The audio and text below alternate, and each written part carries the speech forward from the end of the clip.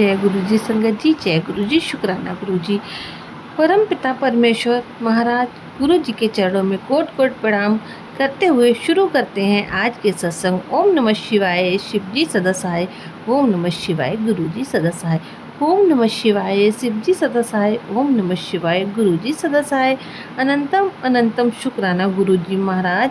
गुरु प्यारी संगत जी, आज के इस सत्संग में हम सबसे पहले समझेंगे सुखमणि साहब जी की 5वीं अष्टपदी की दूसरी पौड़ी का हिंदी भावार्थ। उसके पश्चात आप सभी संगत जी द्वारा शेयर किए गए ब्लेस सत्संग का पाठ करेंगे।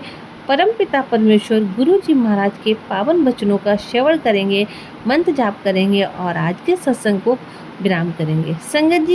संगत जी सत्संग के अंत तक जरूर बने रहिएगा और बीच में नहीं छोड़िएगा। यदि सत्संग का पाठ करने में मुझसे कहीं कोई भूल हो जाए तो गुरु प्यारी संगत जी और परम पिता परमेश्वर मुझे क्षमा कीजिएगा। जय गुरु जी, शुक्राना गुरु जी, अनंतम अनंतम शुक्राना गुरु जी महाराज। गुरु प्यारी संगत जी, अब आप समझेंगे सुखमणि साहब जी की 5वीं अष्टपदी की दूसरी पौड़ी का हिंदी भावार्थ, जो कि इस प्रकार है। प्रभु अपनी असंख्य पूंजी मनुष्य को देता है, जिसे ये खाता पीता और विशेष प्रसन्नता से सेवन करता है। यदि वह अपनी दी हुई अमानत से कुछ लेता है, बेमन से गुस्सा करता है, इस तरह ये अपना भरोसा गवा देता है। दोबारा उसका विश्वास नहीं होता। अगर कोई अपनी वस्तु मांगे तो प्रसन्न चित्त से उसके आगे रख देनी चाहिए। मालिक का हुक्म सर माथे पर माने। प्रभु यदि प्रसन्न हो जाए तो 4 गुना अधिक पदार्थ देकर निहार कर लेता है। मालिक सदा ही दया करने वाला है। जय गुरु जी। गुरु जी महाराज, अनंतम अनंतम शुक्राना गुरु जी महाराज। जय गुरु जी संगत जी, अब आप सुनने जा रहे हैं महाराज की प्यारी प्यारी संगत के सत्संग। तो आइए संगत जी सत्संग को स्टार्ट करते हैं। जय गुरु जी संगत जी, जय गुरु जी, शुक्राना गुरु जी। गुरु जी महाराज के चरण कमलों में कोटि कोटि वंदन। गुरु जी के संगत सत्संग में सभी गुरु परिवार का स्वागत है। गुरु जी सभी संगत पर अपनी कृपा दृष्टि बनाए रखें। संगत जी, गुरु जी क्रोध को एक विकार मानते हैं, जिससे क्रोधी मनुष्य का सिर पतन ही होता है। क्रोध एक ऐसी बीमारी है जो मनुष्य को अक्सर निंदा का पात्र बना देती है। क्रोध किसी भी व्यक्ति का स्वभाव नहीं होता है, ये एक अर्जित विकार है। बड़े आश्चर्य की बात है कि मनुष्य शांत और सहज क्यों नहीं रहना चाहता है। शांत और सहज रहने में जो आनंद है, जो सुख है, वह अशांत हो जाने पर कैसे हो सकता है। क्रोधी व्यक्ति से गहरा नहीं सहानुभूति रखनी चाहिए।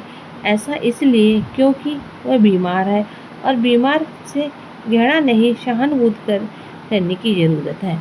संगत जी, मैं एक सत्संग शेयर कर रही हूँ अपने गुरु जी महाराज की कृपा से।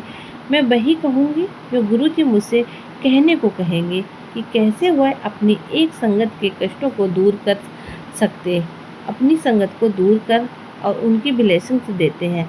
एक संगत जिनकी नई शादी होती है, हर एक लड़की का ससुराल में बहुत सारे सपने और उम्मीद लेकर जाती है। अगर वो सपना कहीं उम्मीद टूट जाए तो पूरी तरह से टूट जाती है। अपने हस्बैंड के साथ नई घर में शिफ्ट होती है। उसके हस्बैंड का खुद का बिजनेस होता है। उसको सब कुछ सपनों के जैसा लगने लगता है। उसको क्या पता था कि आगे हस्बैंड बहुत ही क्रोधी स्वभाव के हैं। वह जितनी भी शांत है और खुश रहने वाली, उसके हस्बैंड उतने ही क्रोधी स्वभाव का। अक्सर किसी न किसी बात दोनों का झगड़ा हो जाता है और झगड़ा इतना बढ़ जाता है कि बात अलग होने की, डाइवोर्स की या उसकी भी नौबत आ जाती है। और जब वह खुश रहते तो लगता कि जैसे कि कोई उसके जैसा ही नहीं हो सकता है। घर में उसके नेचर से सभी वाकिफ होते हैं, कोई उनसे ज़्यादा नहीं उलझता। लेकिन शालिनी को क्या पता, वह खुद ज़्यादा दुखी रहती, किसी काम में मन नहीं लगता। जो काम भी उसका करती तो डरती ही रहती कि कहीं से कुछ गलत ना कर बैठे और वह गुस्सा ना हो जाए। डर डर कर करती। अपने हस्बैंड के साथ कहीं वह जाना भी नहीं चाहती क्योंकि किसी के सामने भी उसकी इंसल्ट कर देते थे। वह वह बहुत दुखी रहती, भगवान से बहुत ही प्रेयर करती कि हे ईश्वर, उसके क्रोध को ख़त्म कर दे। उसकी बचपन की दोस्त भी वही पास में शिफ्ट हुई थी। एक दिन वो मार्केट जाती हैं तो वह उससे मिलती है और सारी बातें उसे शेयर करती है और बोलती है कि उसको बड़े मंदिर, तो वह बोलती है उसकी फ्रेंड की ऐसा करो, उसको एक दिन बड़े मंदिर लेके जाओ। गुरुजी महाराज की कृपा दृष्टि से सब कुछ अच्छा हो जाएगा। गुरुजी अपनी संगत के कष्टों को पल भर में दूर करते हैं। तो उसके हस्बैंड तो नहीं जाते हैं, वह अकेले ही जाती है और वहाँ गुरुजी महाराज के दर्शन करती है, उनसे अरदास करती है, ध्यान करती है, लंगर प्रसाद करती है। फिर वह अकेले अक्सर ही बड़े मंदिर जाने लगी और वहाँ जाकर उसको कुछ अच्छा लगता। गुरुजी का जल प्रसाद अपने हस्बैंड को देती, बट उनको बताती नहीं। एक दिन गुरुजी ने बटरफ्लाई के रूप में भी उसको दर्शन दिए और उसके घर को भी ब्लेस किया। अब उसके हस्बैंड में धीरे धीरे बहुत ही चेंजेस आ गई। तो जो बात बात पर बहुत गुस्सा और बहुत रूड हो जाते थे, लेकिन अब वह थोड़े थोड़े सॉफ्ट होने लगे थे, गुस्सा थोड़ा कम करते थे और धीरे धीरे नॉर्मल हो रहे थे।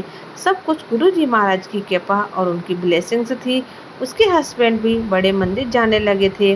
कहते हैं ना कि गुरुजी सबके जल प्रसाद और उनकी ब्लेसिंग से बहुत सारे चमत्कार होते हैं।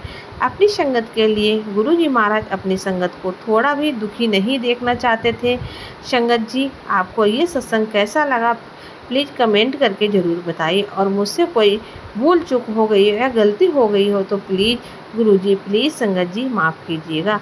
संगत जी, सत्संग को अंत तक सुने, गुरुजी के 2 वचनों को सुनते हैं। पिछले वीडियो में हमने उनके 6 वचन सुने थे। गुरुजी का 7वां वचन, गुरुजी कहते हैं कि परिवार का अगर एक भी सदस्य हमारे बड़े मंदिर आ जाता है तो मैं पूरे परिवार को हमारी ब्लेसिंग्स मिल जाती है। जय गुरुजी। गुरुजी का 8वां वचन है, गुरुजी कहते हैं किताब से पाठ करना ही पाठ नहीं होता है, अपना काम करना, नित्य नियम करना, अपने पूरे परिवार की देखभाल करना, उनका भरण पोषण करना भी पाठ करना होता है। जय गुरुजी। शुक्राना गुरुजी, लख लख शुक्राना, अनंतम अनंतम शुक्राना, करोड़ों बार शुक्राना। जय गुरुजी। शुक्राना गुरुजी। ओम नमः शिवाय। शिवजी सदा सहाय। ओम नमः शिवाय। गुरुजी सदा सहाय।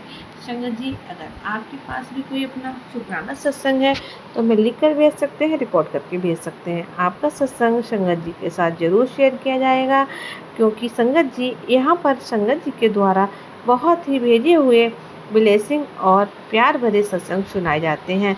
संगत जी, अगर आप भी इस सत्संग को सुनना चाहते हैं तो मैं लिखकर भेज सकते हैं, रिकॉर्ड करके भेज सकते हैं। आपका सत्संग जरूर शेयर किया जाएगा। तो मिलते हैं आपसे बहुत जल्दी अगले सत्संग में। तब तक के लिए जय गुरुजी। शुक्राना गुरुजी। अनंतम अनंतम शुक्राना गुरुजी।